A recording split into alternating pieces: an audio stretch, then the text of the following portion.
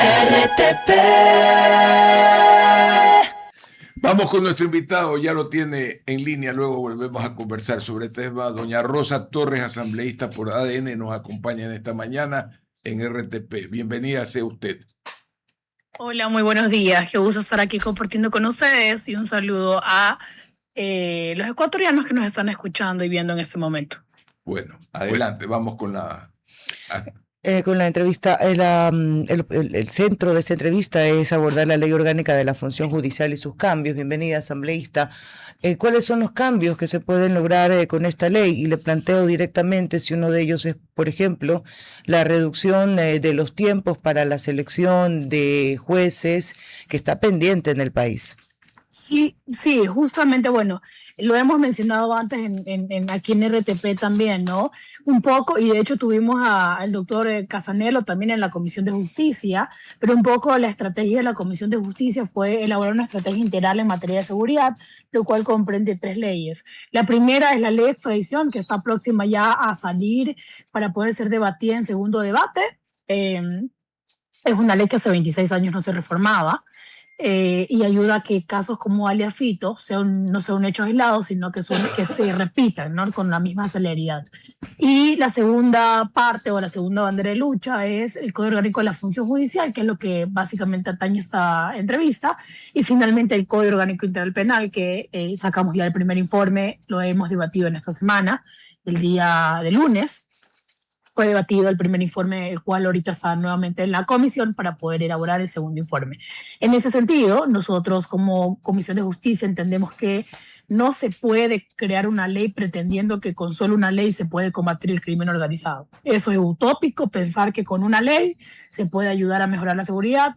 Sin embargo, también puntualizar de que tampoco solo hay que echarle la pelotita al gobierno nacional o a la Policía Nacional o a las Fuerzas Armadas, sino entender que para combatir el crimen organizado y para combatir la criminalidad es necesario que todos los actores formen parte, los asambleístas y mucho más la parte judicial, ¿no? Que es el key o la llave de la impunidad, si así se lo puede decir. Por eso, en ese sentido, se ha elaborado este código donde nos complace poder decir que estamos ya elaborando el segundo informe, se está construyendo ya el segundo informe para segundo debate, el cual básicamente comprende 9 ejes. Dentro de los 9 ejes plantea principalmente el tema del blindaje ético, a la función judicial, que es un poco lo que vamos a mencionar, y también para mí uno de los más importantes, que es que se norme y que se eleve a rango de ley los concursos judiciales. Es de conocimiento público que faltan 753 jueces, lo cual significa que hay madres de familia esperando sentencias porque no hay jueces que puedan, evidentemente, pues, estar en las causas, ¿no?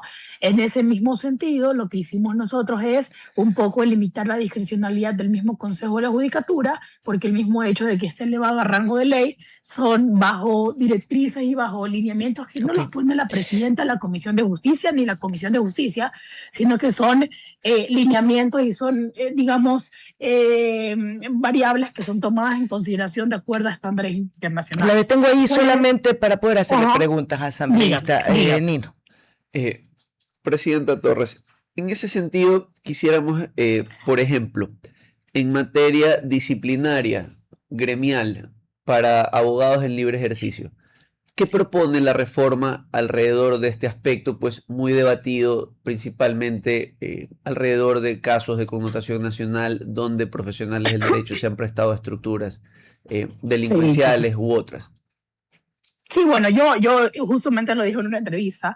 Yo creo que yo también soy abogada y también he sido abogada en el libre ejercicio. Y creo que hay que comenzar con un mea culpa. Y lamentablemente, Nino, no sé si usted coincide, pero lamentablemente hay muchos colegas que utilizan esta mala fe procesal para poder dilatar las audiencias. Entonces vemos abogados que se enferman 15 minutos o se infartan 15 minutos antes de la audiencia. O vemos abogados que de repente se le murió hasta el perro 10 minutos antes de la audiencia y por lo tanto pide que se cambie de abogado. Entonces hay ciertas prácticas que lamentablemente se ha normalizado, pero el problema no son las prácticas en sí, el problema es que obstaculizan la justicia y por eso hay procesos que se demoran tanto, porque son prácticas que, ¿cuál es el propósito?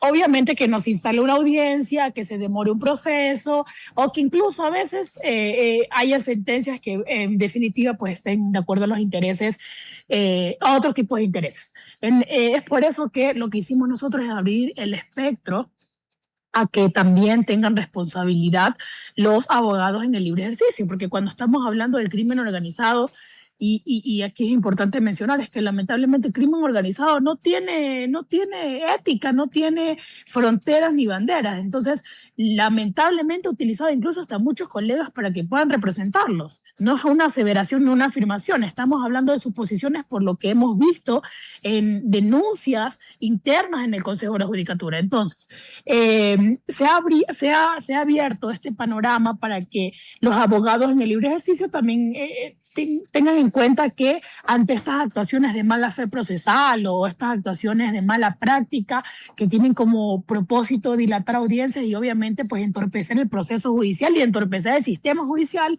tendrán responsabilidades. Estas responsabilidades van a ser, la primera en el caso que se comete y la segunda de reincidencia.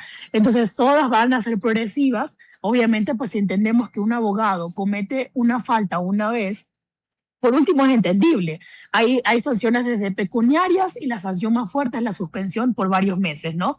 Entonces, pero ahí justo quiero interrumpirla, es decir, nos vamos a sostener en suspensión simplemente. La reforma no plantea, por ejemplo, revocatoria permanente de la credencial del foro. No, o sea, esto surgió en verdad por una declaración de la asambleísta Torres, del asambleísta Esteban Torres, el cual básicamente, pues capaz manifestó el sentir de muchos ecuatorianos, ¿no? Pero no significa que esas son las declaraciones o eso es lo que dice el código. En verdad, lo que dice el código es clarísimo y hay sanciones pecuniarias para aquellos abogados en el libre ejercicio que se compruebe la mala fe procesal, que dilaten las audiencias, insisto, que se enfermen 15 minutos antes, que cambien en cada audiencia cambien de abogado justamente por aprovechar los tiempos, ¿no? Entonces, y la máxima por reincidencia, porque entendemos que si un abogado es una conducta usual en cada una de las, en el tiempo y en cada una de las que se va a hacer una audiencia dentro del proceso judicial, entendemos que eso ya no es de buena fe. O sea, está bien que se enferme por último, es entendible una vez, pero hay abogados que mantienen una conducta en el tiempo, la misma conducta, el mismo patrón, entonces ahí ya nos da a entender o le da a entender al Consejo de la Judicatura que es una mala fe procesal. ¿Cuál es el propósito? Evidentemente dilatar la audiencia.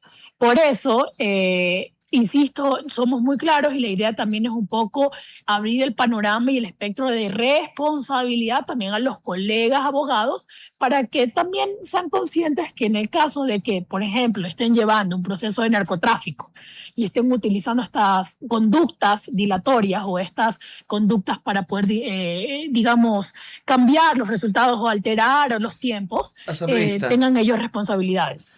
Asambleísta, yo estaba muy ilusionado de acompañarnos en la Comisión de Justicia. Cancelaron la cita, ya no escuché más, pero me quedé interesado en la ley de extradición. Y veo el informe para el primer debate, entiendo que ya lo han modificado, han sesionado, va para el segundo debate, como usted ha dicho. Y una preocupación mía es el tema de las garantías que se nos exigen en el exterior, ¿no? Y no veo en detalle cómo se puede, a través de la ley, revisar un poco las deficiencias que no operan tanto entre el juez y la Corte Nacional, sino entre el presidente de la Corte Nacional pidiendo documentación a entidades como el SNAI, que a veces no llegan o que no son lo suficientemente sólidas como para decir al Estado al que le pedimos extradición activa, denme a esta persona que no se va a morir de alguna enfermedad, que no la van a matar aquí en prisión, que no sufrirá ningún abuso ni tortura. César, qué gusto. Bueno, te tendremos próximamente en la comisión, cuenta con ello. Para nosotros es un gusto. Y respondiendo a tu pregunta, en el tema de la ley de extradición es importante precisar algo, César. El juzgador que lleva los procesos de extradición solamente es el presidente de la Corte Nacional de Justicia, ni siquiera es un tribunal, es el presidente. Él él es el que tramita directamente la extradición. Lo que sucede es que recuerda que la extradición es un proceso técnico jurídico y administrativo en cierto punto. Entonces, llega el proceso de la unidad judicial, en este caso del Consejo de la Judicatura, y llega a la Corte Nacional de Justicia para que sea el presidente de la Corte Nacional de Justicia quien procese y tramite este proceso de extradición o esta extradición, ¿no? Entonces, ¿qué es lo que sucede? Y es lo que nosotros hemos establecido, es que sea el presidente, porque hay temas muy sensibles. Estamos hablando, por ejemplo, hablemos de un caso súper sensible, la extradición del expresidente Rafael Correa, que es una extradición que está activamente, ¿no? Entonces, en ese mismo sentido, la maneja directamente quien funge como presidente, y ese presidente es que, como él es el titular, por así decirlo, de la causa o del procedimiento, obviamente pues tiene que salir de él el requerimiento de información o los requerimientos para poder completar este proceso. Lo importante de esta ley de extradición, y es lo que siempre he dicho, es, si bien es cierto, forma parte bastante de las voluntades de países, porque ahí no hay actor y demandado, no hay dos partes, sino hay entre países, se comunican a través de canales diplomáticos, y por eso sí es importantísimo las relaciones diplomáticas, porque puede ser, por ejemplo, me estoy inventando, pasemos algo, voy a poner un caso puntual con México. Puede ser que México no nos quiera dar un criminal o un procesado, puede pasar, y puede ser que cumplamos todo lo que dice en la ley, pero por eso es tan importante, y te digo, es administrativo y jurídico, porque es importante las relaciones que hay entre países, justamente para poder hacer este intercambio, para hacer este proceso de extradición. Asambleísta. Y el propósito, y con esto termino, el propósito siempre ha sido, es tener bien claro cuáles son los roles de cada uno de los intervinientes, porque qué es lo que sucede actualmente, y lo he comentado, y es que como no había una reforma hace 26 años, significa que todo es tan ambiguo y no sabes a quién le corresponde cada cosa o cada proceso. Asambleísta. Ahora, Sí, porque ya por cuestión de tiempo nada más. Ajá. Sin lugar a dudas, las leyes necesitan reforma y adaptarse a los momentos que vive también el país en materia de inseguridad. Pero en esta Así asamblea es. se han aprobado varias que van en esa línea. ¿Cuántas más necesitan o cuántas más piensan revisar?